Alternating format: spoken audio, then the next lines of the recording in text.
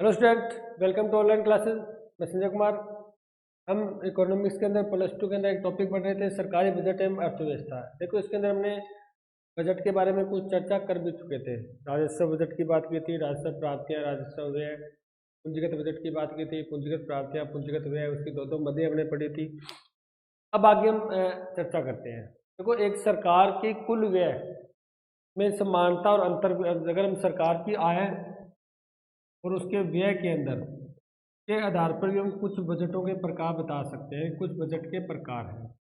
जैसे हम पहली बात करें, बचत का बजट।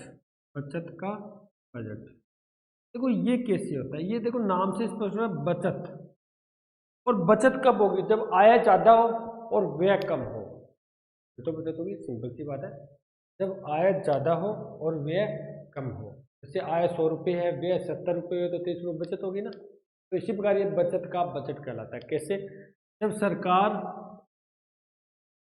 क्या कह सकते हो, सार्वजनिक व्यय, सार्वजनिक आय, सार्वजनिक व्यय से अधिक हो। तो मतलब आय अधिक हो और व्यय कम हो, तो उसे बोलते हैं बचत का बजट। ठीक है, आप कह सकते हो बजट का सूत्र, जैसे हम निकले का बजट का कैसे निकलता है, तो आप क्या निकालोगे?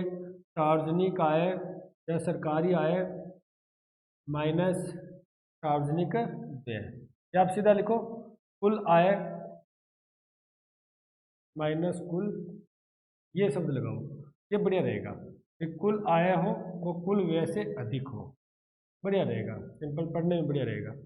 तो बचत का बजट कुल आय माइनस कुल व्यय, बस सिंपल सी बात है।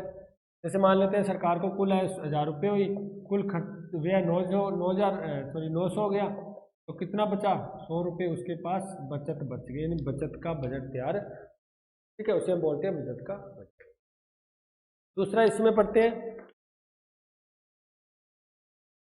संतुलित बजट। क्या पढ़ते हैं? संतुलित। इसके अंदर मैं आपको ये लिख सकता हूँ, जो कुल आय होती है वो अधिक होती है कुल व्यय से, लेकिन ये संतुलित होता है। इसका मतलब यहाँ पर कुल आय और कुल व्यय दोनों बराबर होते हैं, यानी संतुलन में होता है। न तो व्यय ज्यादा होता है, न आय ज्यादा होती। इसका मतलब 100 रुपये कुल आय थी, 100 रुपये क्या हो गया? खर्चा हो गया। 100 रुपये कुल आय थी और 100 रुपये खर्चा हो गया, इसका मतलब व्यय हो गया। न तो पैसा बचा और न घाटा लगा। तो हम तीसरा का बता सकते हैं, घाटे का बजट।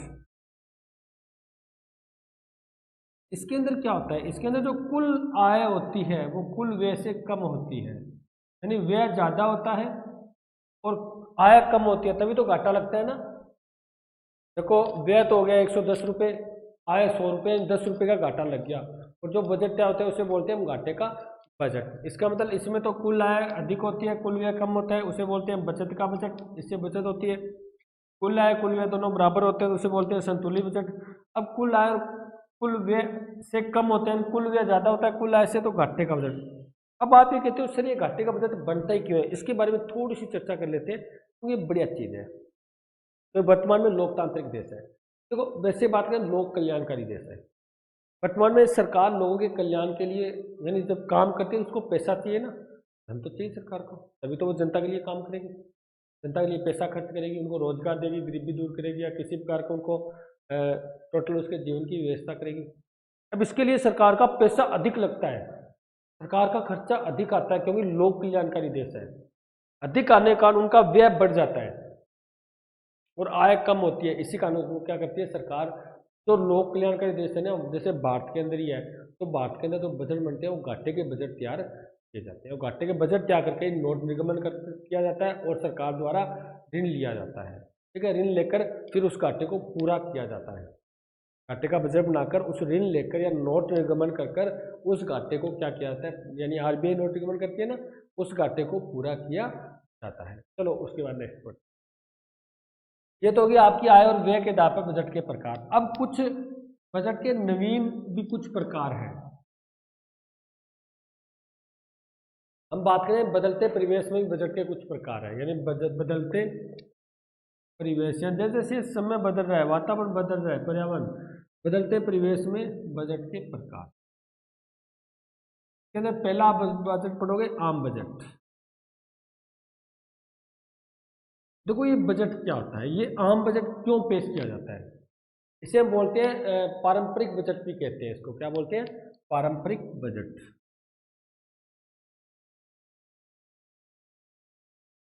ठीक है, प्राचीन काल से चला रहा है आम बजट, प्राचीन काल से, पारंपरिक बजट है, कोई नया नहीं है ये। ठीक है, इसके अंदर है क्या, ये जो बजट तैयार किया जाता है ना, ये किस लिए किया जाता है, ये किया जाता है व्यवस्थापिका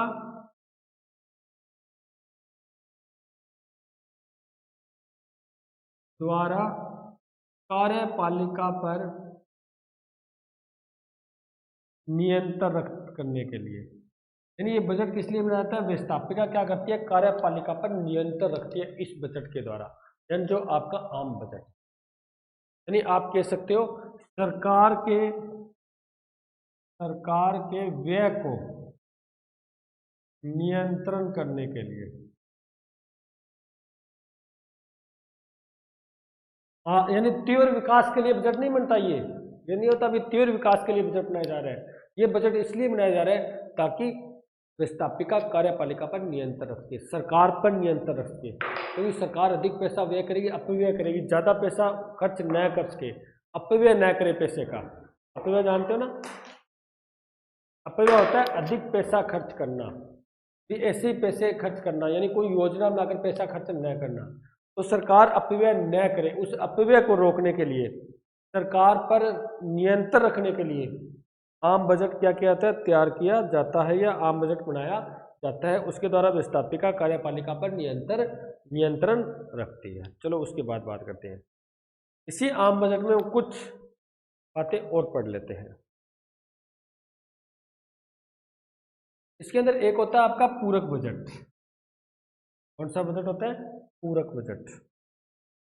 देखो पूरक बजट क्या होता है, हमने पढ़ा था जो बजट होता है वो एक वित्तीय वर्ष के दौरान होता है। किसके दौरान, वित्तीय वर्ष के दौरान उसका निर्माण किया जाता है। आगामी जो वर्ष होता है उसके लिए बजट तैयार किया जाता है, उसके पूरे आय व्यय का ब्यौरा होता है। ठीक है, आगामी वर्ष के लिए वित्तीय वर्ष में। अब क्या होता है, मैंने आपको बताया था एक वित्तीय वर्ष होता है वो 1 अप्रैल से 31 मार्च होता है, यानी वो पूरा पैसा 1 अप्रैल से 31 मार्च तक खर्च करना होता है। अब कई बार क्या होता है, सरकार के द्वारा वो पैसा, जितना पैसा उस बजट में पास किया है वो 31 मार्च से पहले ही खत्म हो जाता है, यानी 31 मार्च आती नहीं है, 31 मार्च से पहले क्या हो जाए, पैसा समाप्त हो जाए। अब सरकार पैसा कहाँ से लाए, क्योंकि सरकार को तो कार्य करना पड़ता है। अब वो धन कहाँ से लाएगी, ऐसे तो वो खर्च कर नहीं सकती जब तक तो उसको संसद की अनुमति नहीं मिलती। भी कहने का मतलब है अगर पैसा 31 मार्च से पहले ही समाप्त हो जाए तो संसद के सामने जो बजट रखती है कार्यपालिका, फिर क्या करती है सरकार, कार्यपालिका संसद के सामने बजट रखती है, अतिरिक्त धन की मांग करती है। ठीक है, क्योंकि ये तो पैसा 31 मार्च तक पहुंचा नहीं, उससे पहले ही खर्च हो गया। अब उतने दिनों तक काम चलाने के लिए अतिरिक्त धन की मांग करती है कार्यपालिका, और अतिरिक्त धन के लिए जो बजट वो संसद में रखती है, क्योंकि संसद में पास करना पड़ता है ना, उसे बोलते हैं पूरक बजट। समझे ना, कि पैसा देखो 1 अप्रैल से 31 मार्च तक होता है, अगर वो पैसा 31 मार्च से पहले समाप्त हो जाए तो इतने समय में जो सरकार होती है वो कार्य कैसे करेगी, धन कहाँ से लेगी, क्योंकि जब तक व्यवस्थापिका उसको पास नहीं करेगी तब तक तो वो 1 रुपये नहीं निकाल सकती, खर्च नहीं कर सकती। तो वो क्या करती है, अपना काम चलाने के लिए, उतना समय बिताने के लिए अतिरिक्त धन की मांग करती है संसद से, और एक बजट रखती है, इसे हम बोलते हैं पूरक बजट। उसके बाद बात करते हैं हम लेखा अनुदान की। इसी का दूसरा होता है एक लेखा अनुदान। ये क्या होता है, इसको ध्यान से समझो। अब देखो वित्तीय वर्ष होता है 1 अप्रैल से 31 मार्च। अब 31 मार्च को वो पैसा बिल्कुल समाप्त हो जाता है, यानी 31 मार्च के बाद नया बजट लागू हो जाता है। ठीक है, यानी पिछला जो बजट होता है वो क्या हो जाता है, समाप्त हो जाता है। अब जिसे बढ़ाया भी नहीं जा सकता, अगर पैसा बच भी जाए तो हम आगे उसको 31 मार्च से आगे भी नहीं लेके जा सकते। अब तो उससे क्या होता है, उसको 1 अप्रैल को पैसा चाहिए सरकार को, तो क्योंकि 31 मार्च आते को पिछले वाला बजट तो बिल्कुल ही समाप्त हो जाता है, खत्म हो जाता है, उसका पिछला बजट समाप्त हो जाता है। ये कहो आप उसको आगे नहीं लेके जा सकते, हम आगे उसको नहीं बढ़ाया जा सकता। तो अब 1 अप्रैल को ही सरकार को पैसे की आवश्यकता है, 1 अप्रैल को ही पैसे की सरकार को क्या है, पैसे की, बजट की आवश्यकता है। तब अस्थायी रूप से सरकार को क्या होता है, अग्रिम धनराशि देती है संसद। ठीक है, फिर अस्थायी रूप से, यानी अब तक बजट पास तो हुआ ही नहीं, अभी तक बजट लागू तो हुआ ही नहीं, पैसा तो 1 अप्रैल को चाहिए, क्योंकि पीछे वाला अगर बजट को आगे ले आए फिर तो कोई दिक्कत ही नहीं है, जब तक नया बजट लागू होगा तब तक उससे काम चला ले। लेकिन 31 मार्च को बजट समाप्त हो जाता है, उसको आगे नहीं बढ़ा सकते हम, तो अब 1 अप्रैल को ही पैसा चाहिए, जब तक वो पीछे नया बजट लागू ही नहीं हुआ। तब सरकार क्या करती है, कुछ अतिरिक्त अस्थायी रूप से एक बजट पास करती है अतिरिक्त धन के लिए, यानी अग्रिम राशि के लिए। अग्रिम जानते हो, पहले ही प्राप्त करना, अग्रिम यानी अब तक बजट पास लागू नहीं हुआ, पहले उसको पैसा चाहिए, अग्रिम राशि के लिए वो क्या करती है, रेखा अनुदान की मांग करती है, ताकि उसके कार्य वो सुचारू रूप से चलते रहे। ठीक है, सरकार कार्य कर सके। ये होते हैं आम बजट, पूरक बजट, लेखा अनुदान। उसके बाद नेक्स्ट पढ़ते हैं हम।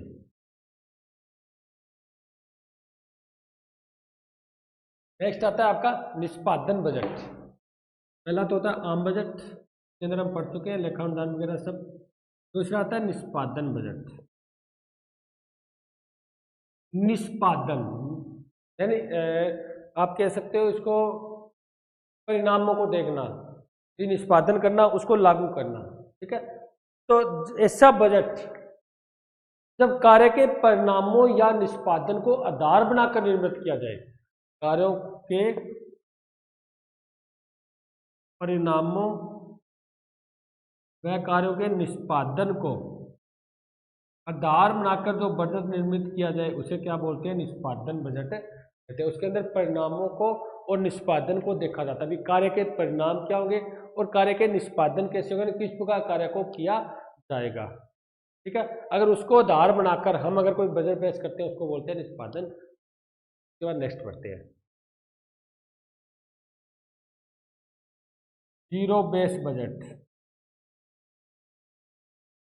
ठीक है, जीरो बेस बजट या शून्य आधारित बजट के बारे में थोड़ा हम इतिहास के बारे में चर्चा कर लेते हैं। देखो, शून्य आधारित बजट है ना, सबसे पहले इसको जो बनाया था उसके बारे में चर्चा की थी, वो अमेरिका का था, पीटर ए पायर। कौन था, पीटर ए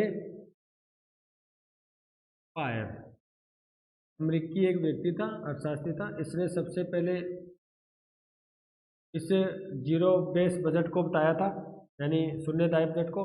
और सबसे पहले उसको जब अपने अमेरिका ने अपने जो बजट में अपनाया था, अपने बजट में देखो इसने तो उसको बताया था, और इस जीरो बेस बजट को अमेरिका ने अपने बजट में अपनाया था, वो अपनाया था 1979 के अंदर। और उस टाइम जो राष्ट्रपति था वो जिम्मी कार्टर था। अमेरिका का राष्ट्रपति कौन था, जिम्मी कार्टर उसका राष्ट्रपति है। 1979 में अमेरिका ने अपने बजट में इस पद्धति को अपना लिया था, जीरो बेस पद्धति को। यानी जीरो बेस पद्धति को जनक तो मान जाते हैं पीटर ए पायर, जनक कौन है, पीटर ए पायर, जो अमेरिका के हैं। लेकिन जीरो बेस पद्धति को, इससे मतलब बजट को अमेरिका ने अपने बजट में अपनाया था, वो 1979 में अपनाया था।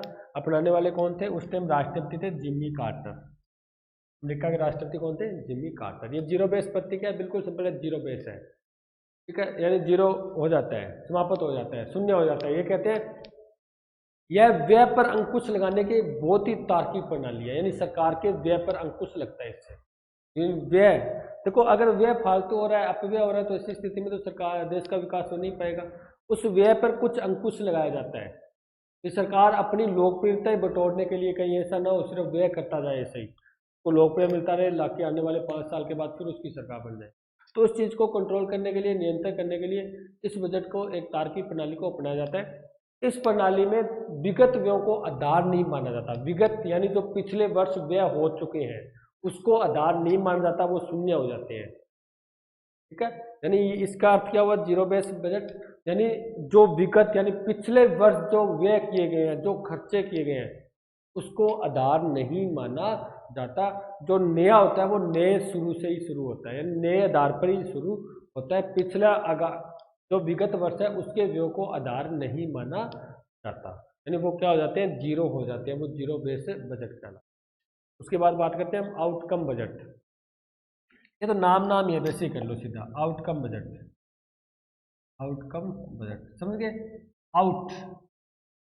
आउटपुट इनपुट होता है ना, तो आउटपुट का अर्थ होता है जो परिणाम देखे जाते हैं इसके अंदर, आउटपुट यानी हमने काम किया, उसका परिणाम रिजल्ट क्या निकला, ठीक है। तो ये बजट क्या होता है, आउटपुट यानी एक परिणाम के आधार पर क्या क्या होता है, किसके आधार पर, परिणामों के आधार पर इसको तैयार किया जाता है, वो आउटकम बजट होता है। यानी वित्तीय प्रावधानों को परिणामों के संदर्भ में देखा जाए, परिणाम को देखा जाए, बहुत हार्ड प्रणाली है ये। परिणाम को देखकर जो बजट तैयार किया जाए उसे क्या बोलते हैं, आउटकम बजट कहते हैं। उसके बाद नेक्स्ट बात करते हैं जेंडर बस्टिंग, पांचवा जेंडर बजट। देखो जेंडर, जेंडर होता है जो महिला और पुरुष को, महिलाओं को ध्यान में रखकर जो बजट बनाया जाता है, महिलाओं के विकास के लिए जो, यानी महिलाओं के विकास को, आर्थिक सामाजिक प्रत्येक विकास को ध्यान में रखकर जो बजट तय किया जाता है उसे क्या बोलते हैं, जेंडर बजटिंग कहते हैं। तो इसमें महिला और पुरुष को अलग अलग प्रभाव पड़ता है।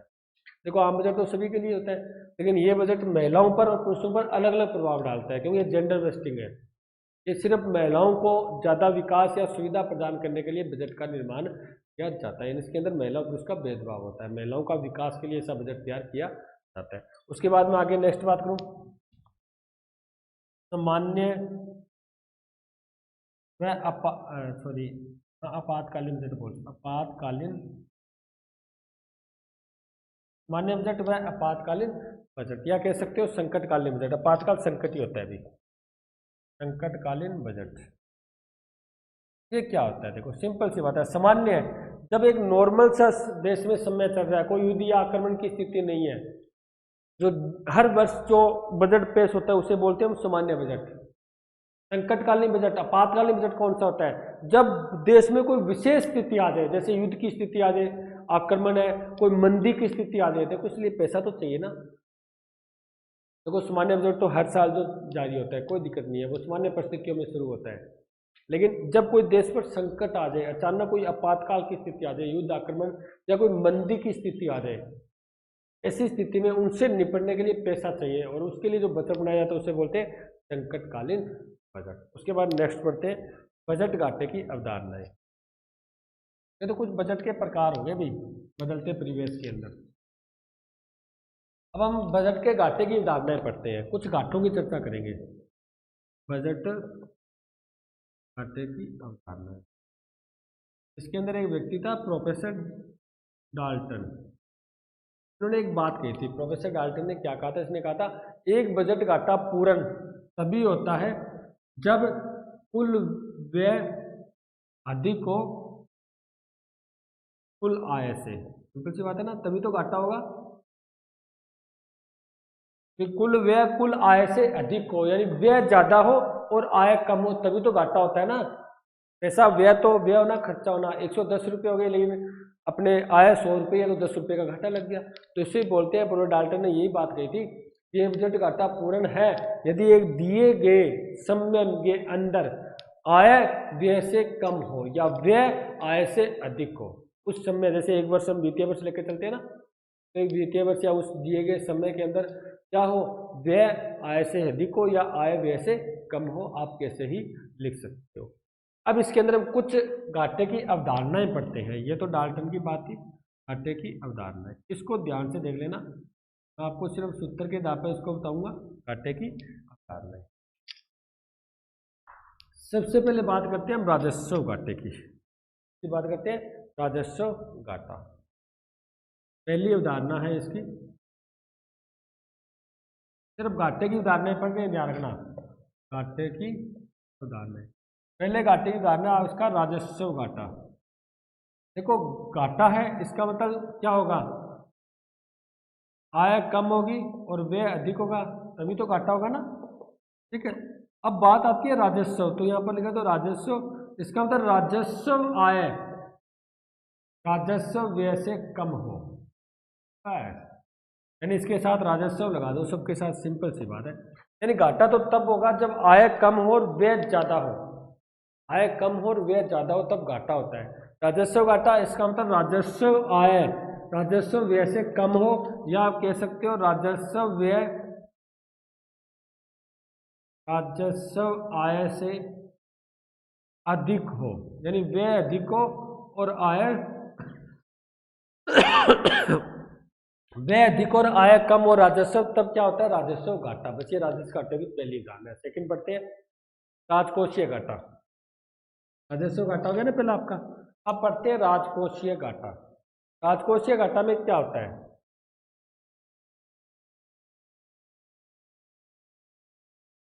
देखो राजकोषीय घाटा में आपको क्या करना होगा, बजट घाटे के अंदर आपको क्या जोड़ना होगा, एक तो उधार को जोड़ना होगा, एक प्लस सरकार की जो समस्त देनदारियां होती है, देनदारियां यानी देने वाला, वही तो घाटा है ना। अगर लेने वाले हो फिर तो लाभ हो रहा है, आ रहा है पैसा, देनदारियां यानी सरकार की समस्त देनदारियां।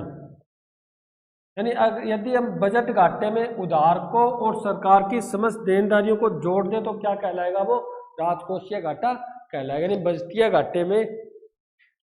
घाटे में सरकार की उधार और समस्त देनदारियों को जोड़ दे तो वो क्या कहलाएगा, आपका एक राजकोषीय घाटा कहलाएगा। एक आपके बुक के अंदर क्या है, राजस्व घाटे से संबंधित एक एग्जाम्पल दिया हुआ है, वो पढ़ लेते हैं। आपको ये दे रखा है कि कुल राजस्व प्राप्तियां 1300 करोड़ है। राजस्व प्राप्तियां यानी राजस्व प्राप्तियां लिख दो यहाँ पर, एक ही बात है। राजस्व प्राप्तियां 1300 करोड़, यानी टोटल 1300 करोड़ सरकार को इनकम होती है, पैसा आता है राजस्व से। और कुल राजस्व व्यय है वो 1700 करोड़ है। राजस्व व्यय आपके बुक में दे रखा है 1700 करोड़। बताओ राजस्व घाटा कितना हुआ? सिंपल सी बात है, राजस्व घाटा बराबर राजस्व व्यय माइनस राजस्व प्राप्तियां। राजस्व व्यय कितना है 1700, प्राप्तियां कितनी है 1300, यानी कितना घाटा लगा 400 करोड़ का घाटा। पैसा आया तो 1300 ही लेकिन गया 1700, तो 400 का घाटा ही लगा है भाई। ठीक है, ये राजस्व घाटे आपने बुक में दिया था इसलिए मैं आपको करवा दिया है। अब आगे आपका नेक्स्ट आता है वित्तीय घाटा। ये तो देखो राजस्व घाटा तो ये निकलेगा, राजस्व व्यय अधिक होता है, प्राप्तियां कम होती है। राजकोषीय घाटा जब आप बजटीय घाटे में उधार को, सरकार की उधार और सरकार के समस्त देनदारियों को अगर जोड़ दोगे ना बजटीय घाटा में, अगर आपको ये देखो यहाँ पर 2 मदें दी हुई थी, आपने माइनस करके आंसर निकाल लिया। यहाँ पर अगर राजकोषीय घाटा आपको पूछा जाएगा तो इसके अंदर आपको ये भी दिया होगा, ये भी दिया होगा, ये भी, इनसे तीनों को जोड़ दोगे तो आपको क्या मिलेगा, राजकोषीय घाटा प्राप्त हो जाएगा। उसके बाद आता है आपका नेक्स्ट, आगे बात करते हैं प्राथमिक घाटे की। किसकी बात करते हैं हम? प्राथमिक घाटा। देखो परिभाषा अपने आप याद हो जाएगी, सिर्फ हमें सूत्र का पता होना चाहिए। प्राथमिक घाटा होता क्या है? प्राथमिक घाटा वो होता है जिसके अंदर राजकोषीय घाटा में से राजकोषीय घाटा भी पढ़ के आए ना हम, राजकोषीय घाटा जिसके अंदर बजटीय घाटे में उधार और सरकार की समस्त देनदारियों को प्लस करते हैं। इसके अंदर आपको माइनस करना है ब्याज अदायगी को। ये एक बार एग्जाम में प्रश्न पूछा गया था अभी, फिर छोटा प्रश्न था 1 नंबर का ही। फिर प्राथमिक घाटा कैसे निकालते हैं? जब हम राजकोषीय घाटा में से ब्याज अदायगी को माइनस कर देंगे तो हमें क्या मिलेगा, प्राथमिक घाटा प्राप्त हो जाएगा।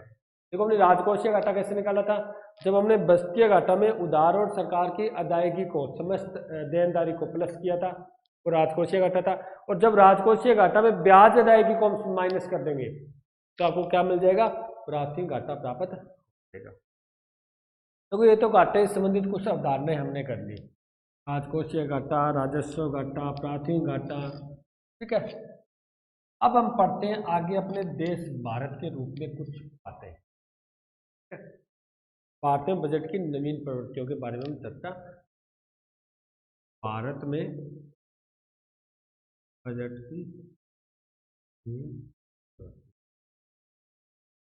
देखो वैसे ही चर्चा कर लेते हैं बात करें। देखो भारतीय बजट में अगर नवीन प्रवृत्तियों की बात करें तो 2016-17 में वित्त मंत्री थे अपने अरुण जेटली, यानी केंद्र में जो बजट पेश किया गया था, तो केंद्र में तो बजट पेश करता है वो वित्त मंत्री पेश करता है। कौन करता है? वित्त मंत्री। और 2016-17 में जो हमारे वित्त मंत्री थे वो थे अरुण जेटली।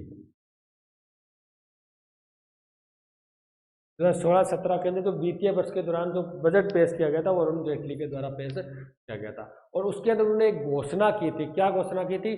जो हमने पढ़ा था योजनागत व्यय और गैर योजनागत व्यय। योजनागत व्यय वो होता है जो योजना के द्वारा व्यय किया जाता है, योजना बनाकर। गैर योजनागत यानी बिना योजना जो पैसा खर्च किया जाता है, अचानक जो पैसे की आवश्यकता पड़ती है। तो ये व्यय 2 प्रकार का होता है। देखो व्यय 2 प्रकार का होता है, एक तो योजनागत व्यय यानी योजना बनाकर पैसा खर्च करना, योजनागत व्यय। एक होता है गैर योजनागत व्यय।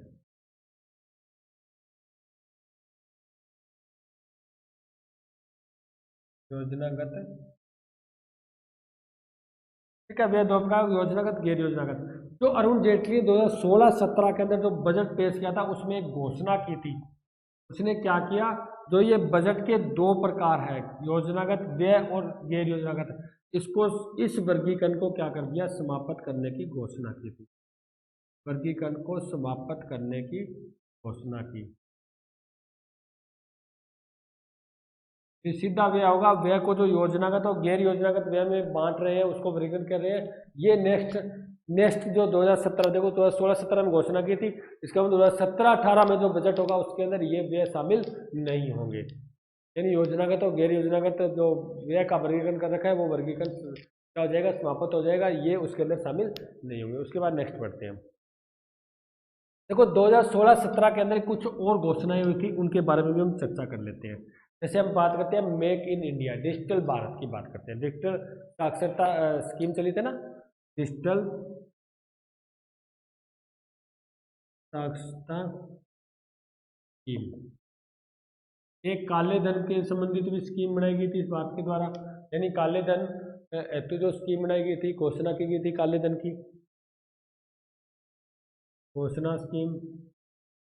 उसके बाद डिजिटल भारत आ गया, मेक इन इंडिया थी। देखो मैं डिजिटल साक्षरता स्कीम, काले धन की घोषणा स्कीम, मेक इन इंडिया, तो ये कार्यक्रम शुरू किए गए थे। इन घोषणाओं की जो घोषणा की गई थी वो 2016-17 के अंदर ही बजट में की गई थी। डिजिटल साक्षरता स्कीम, ठीक है, काले धन की घोषणा से संबंधित जो योजना घोषणा स्कीम थी, मेक इन इंडिया, इनकी घोषणा की गई थी वो 2016-17 में क्या की गई थी, घोषणा प्रस्तावित की गई थी। और सितंबर 2016 के अंदर एक कैबिनेट की मीटिंग हुई थी। सितंबर 2016 में कैबिनेट की मीटिंग हुई थी, कैबिनेट मीटिंग। इस कैबिनेट मीटिंग में निर्णय लिया गया था भी जो रेल बजट है, पहले क्या था, जो आम बजट और रेल बजट अलग अलग पेश किया जाता था, 1925 से किया जा रहा है अभी ये, ठीक है। उससे पहले साथ में आता, उसके बाद इसको अलग अलग कर दिया। लेकिन जो सितंबर 2016 में जो कैबिनेट की मीटिंग हुई थी उसके अंदर क्या कर दिया गया, अब ये निर्णय लिया गया भी आम बजट जो रेल बजट है वो इस आम बजट के साथ ही पेश किया जाएगा, अलग से पेश नहीं किया जाएगा। देखो सबसे पहले 1925 में इसको दोनों को अलग अलग किया गया था, एक ली कमीशन था, वो आप अलग पढ़ोगे, उसके द्वारा उसको अलग कर दिया गया था। रेल बजट अलग पेश होने लग गया, आम बजट सामान्य बजट अलग पेश होने लग गया, यानी इसको आप सामान्य बजट का नाम दो, सामान्य बजट अलग पेश होने लग गया। लेकिन सितंबर 2016 में जो कैबिनेट की मीटिंग हुई थी उसके द्वारा सामान्य बजट के साथ ही ये घोषणा होगी भी रेल बजट को सामान्य बजट के साथ ही पेश किया जाएगा, ठीक है। उसके बाद हम और चर्चा कर ले। भारत के अंदर जो बजट पेश होता है वो सबसे पहले संसद में पास कराना होता है, यानी संसद की सर्वोच्चता निर्धारित होती है इससे। संसद क्या रहता है, सर्वोच्च होती है। क्योंकि हमने पहले कहा था, हमने राजनीति, अगर आपके पास है तो राजनीति में हमने पढ़ा था कि संसद के बिना कार्यपालिका 1 रुपया भी खर्च नहीं कर सकती। जब भी कार्यपालिका और पैसे की आवश्यकता होती है उसको पहले संसद में यानी व्यवस्थापिका में उसको क्या करना पड़ता है, पास करना पड़ता है, इससे संसद की सर्वोच्चता होती है। बजट, अब बात करते हैं अर्थव्यवस्था के साथ इसके संबंध की बजट की। तो बजट होता है ना वो आर्थिक प्रणाली के रूप में,